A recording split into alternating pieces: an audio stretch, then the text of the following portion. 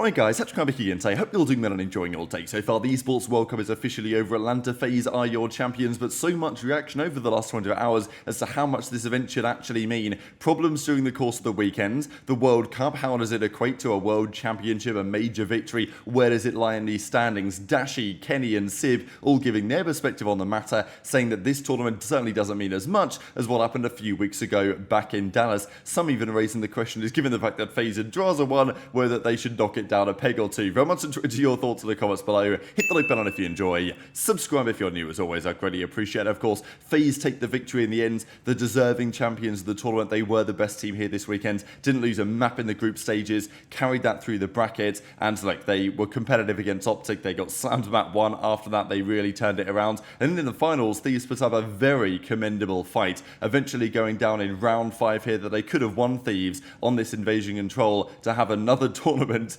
ending on invasion control. At this point, it's kind of ridiculous, it's got to be said, and thankfully no more invasion control forever. The map honestly can be entertaining when it's two good teams, but it's just, I don't know, I don't like looking at it, I don't like watching it, and in many senses I'm pretty glad that I never have to watch high-rise control or invasion control or high-rise search and destroy ever again in my entire life. So, you know, it wasn't the best game I think this year, but it has officially come to a close. What a performance from Cellium this weekend as well. And yeah, Modern Warfare 3 champions, $600,000 on the line. Over the course of the season, OpTic still made more money because the World Championship prize pool was bigger, and I'm pretty sure overall OpTic ended up making more because there was $1.8 million here, but actually the way that it was split up was obviously slightly more to some of the lower teams. You could turn up here and get last place and still pocket 20 racks between your 4 players. Obviously, if you won though, it got rather better than that. So 600,000 for first, 320,000 for second, and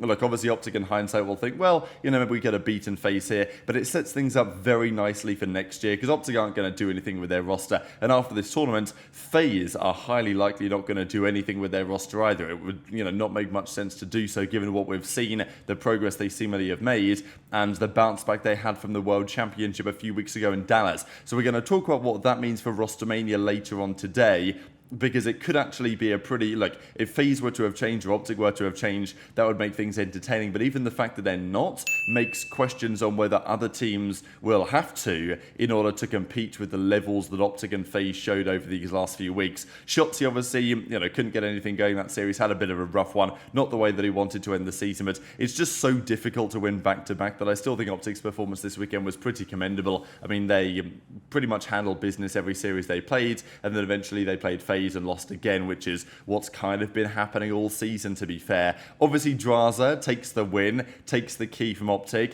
and is pretty happy about it as a result, talking all sorts of trash as we saw just yesterday. Goes on to win the entire thing and is obviously buzzing about it, right? Probably chiefly because Drazah, by winning this, has in some sense secured his spot on the team, right, for next year. I think that given Drazah's performance, given Cellium's performance, especially this event, like, it doesn't make, and especially aBeZy as well, like, there's no real changes that FaZe can make now, and I think they probably learned already before this event that they can't just change out their 4th again and expect it really to lead them to the top. That's at least my perception. But look, with FaZe winning in the manner that they have done and Drazah winning, what does that mean for how this event actually should count for, right? Because it's a strange set of circumstances we're in, where the World Championship has happened, and like 3 weeks to a month later, another big tournament is happening again, and then we're going to go into this kind of roster period. We haven't seen this in a very long time. It's been nearly a decade since the World Championship hasn't been the last event of the season.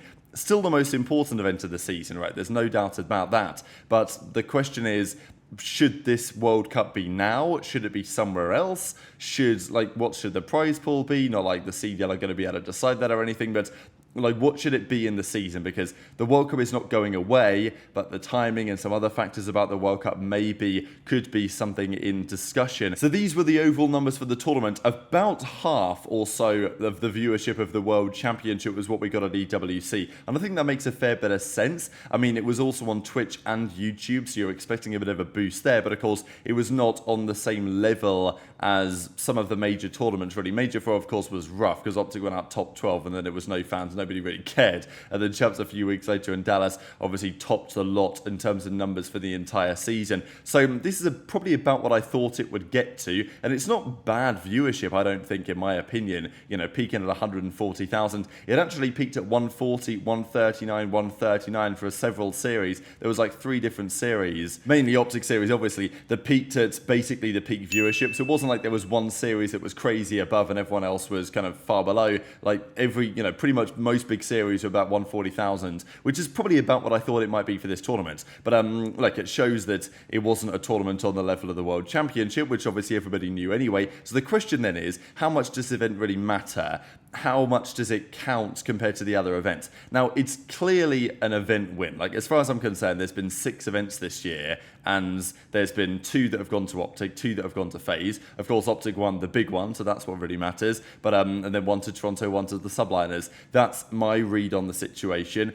The first question is, before we discuss what the players had to say on it, is what you might do about this next year. When should it be? What should the timing be? Because as Jake Hell says, if EWC is here to stay, which it is, I'd much prefer it as a mid-season event between 2 and 3 majors, as like a mid-season invitational style tournament. No way it can work with the schedule. You know, I agree that in an ideal world, it doesn't just happen after the World Championship. Now, this year, at the Esports World Cup, it's been going on for 8 weeks. Next week is the last week, so this upcoming week, this Rocket League other games, this is the final week of the World Cup. It started at the start of July. So I feel like it would not be impossible to, in some sense, swap the events, where you have Major 1 to Major 4 or 5 or 6, hopefully. I mean, we'll see what happens. And then the World Cup would potentially happen at the start of July, and then the World Championship could then maybe happen in August. Like, could they have swapped where these 2 events were? Possibly, because the World Cup happens for a long period. Now, in an ideal world, to me, the World Cup would almost be the starting event of the season. I think it would be kind of cool, but it's not going to happen because the World Cup's happening in the summer. It's not going to happen later in the year anyway. But just, you know, wishful thinking wise, this would be my preference. Is the game comes out the end of October, and, you know, like mid-November or something, like 3 weeks into the game, they run the Esports World Cup for a huge amount of money. Like, I think that would be pretty fire to start the season like that. Very unlikely that's going to happen, but I just think it's a little bit strange again that we have this circumstance, like we had back in Advanced Warfare, for example, which was the last time we had it, when the World Championship was back in the end of March, and then there was a big break, of course. They then went back into playing a few other tournaments, and then they had the World Finals, which was actually quite a big one for, you know, $100,000 for the winner at the end of the season. So I know people were equating this because the World Finals was a reasonably big event, but obviously nobody really cared that OpTic won it just because they'd come 7th at Champs, which of course was the big talking point. Next year they change it around, and Champs was the final event of the year, which it should always be, I think, on some level. So, you know, first event, middle of the year event would be, I think, the ideal scenario, and I'm sure they're going to change things and fix things up for next year because everyone knows now the World Cup is going to be here to stay. But let's talk about some of the player reaction to this, because the big drama really was on this whole Dashy versus ACHES stuff we'll get into in a second. But Sib says the following: should 100% be before Champs, everyone puts everything into Champs, and this is literally 12-tick online terrible servers and single elimination. So, you know, is Sib wrong that the servers this tournament were terrible? Now, I think there's also an argument as to exactly why the players weren't able to use their CDL account and the CDL servers and the esports settings and stuff like this. Should the Esports World Cup have like paid some money to Activision to use it, or was that never going to happen anyway? Were they never going to get permission to do it? I don't really know. But the reality is the servers were not great. At the end of the day, you look at the tournament. Is it a massive amount of surprise? Like, is it massively surprising, the results that happened, right? I think that's kind of the question that I always have when people talk about, oh, well, it's fake event cheese, Mickey Mouse cheese, because, you know, upsets and all this. But really, FaZe won, they were the best team. Thieves were seconds, and they'd shown great promise at Champs. They come top 4. The bracket was, apart from the one upset where Surge beat Cloud9, pretty much, everything else went about as you might well have expected it to. Toronto lost to Thieves, but that happened at Champs as well. So, you know, I don't really buy the idea that, oh, well, it was, you know, fake event cheese, no warm-up cheese, whatever people are going to say, right, for this event. And obviously single elimination doesn't help ensure that the best teams always place in the position they should be. And I do think it should be double elim. Like, in Call of Duty and esports, you can do double elim just because players can play for 5-6 hours a day if they need to, whereas you can't do that in regular sports. So I think you should do double elim. But it's not like that single elim means, oh, it's a cheese tournaments. I mean, the World Cup, as in like the actual football World Cup, is single elimination. Wimbledon is single elimination. Like, to me, it's not some crazy thing that discounts the event, but you know, that's just my opinion anyway. So Kenny's obviously also joking about it, but Simp seems pretty convinced, and maybe understandably, because Cloud9 came top 8. It always matters where you place. Like, if Simp won, would he be saying that? Probably not. He might still think it on some level, but would he be saying it's probably not? Obviously, Kenny is looking at the fact that Drazah won and FaZe won in the end and says, oh, surely this doesn't count, right? And look, this is always how it goes with like the fan base of certain teams.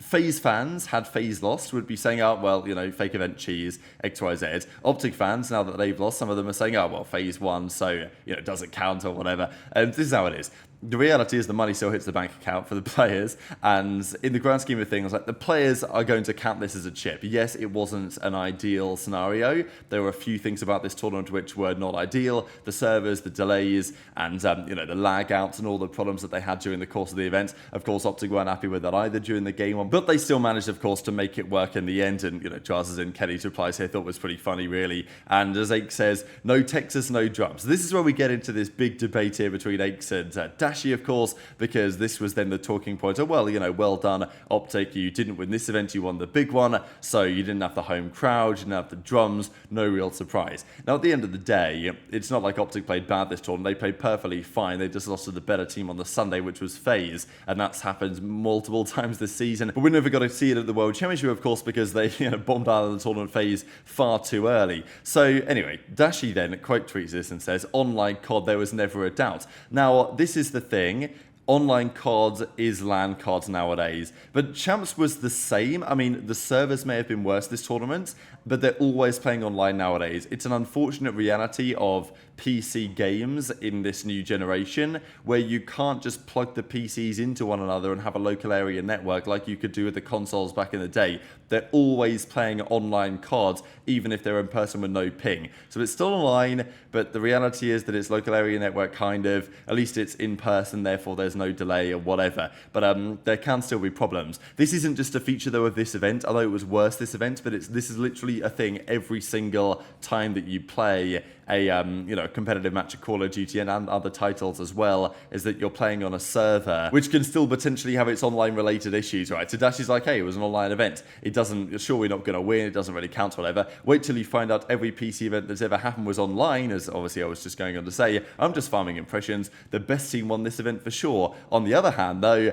and he quote tweets this, so we can see The Sims, whatever, Halo, World of Warcraft, and then we can see X Defiant, right? 1,000 viewers, not exactly killing it, right? And this is the game that ACHES has been working on. So he then goes on to reply as, basically ACHES says, what are you talking about? 4 wins in 7 years. I think I had 18 at that point. So maybe a fair clap back from ACHES, but not really relevant to the actual discussion itself. And then Dashy says, let me know if you need you to stream your dead game. I'll bump those numbers up if the bag is right, of course. So, the classic shifty quote of what he had to say when he was trying to make the transition from Warzone potentially to the Call of Duty League. And also what ACHES has said about, well, if the bag is right, 3 mil over 3 years, whatever. And then ACHES tries to get him back here by quote tweeting this, or at least posting this screenshot of Dashy back in April 2023, asking him about the codes. But I think this in some ways was a bit of a self-own, really, just because the game was clearly quite delayed, wasn't it? I mean, Dashy was asking for a code in April 2023, and here we are all these years later. Okay, a year and a bit later, but you know what I mean, year and a half later, roughly, and the game is here, but it's not exactly, frying in terms of the results that it's getting and what the players think about it, whatever. And, okay, just because Dashy was intrigued to play the game then doesn't mean that he can't necessarily roast it today. So, obviously ACHES was going to have his perspective on this event because OpTic lost. Dashy was going to clap back. It is what it is. The reality is that Cellium played incredibly well this tournament, and if Cell can continue that kind of play style, like that fast, aggressive play that we've known Cellium for, look, I've been talking critical of Cellium, and I think for very good reason, because I know that he's so much better than what he's been capable of, or at least what he's shown. He's obviously capable of more, but what he's shown over the last season or 2 or even 3 is not what Cell is capable of, and I think this tournament we saw it, and we saw why you can't really get rid of Cellium, right? So very much so intrigued to your thoughts on all of this stuff in the comment section below. Hit the like button if you enjoyed, subscribe if you're new, take care, and I'll see you next time.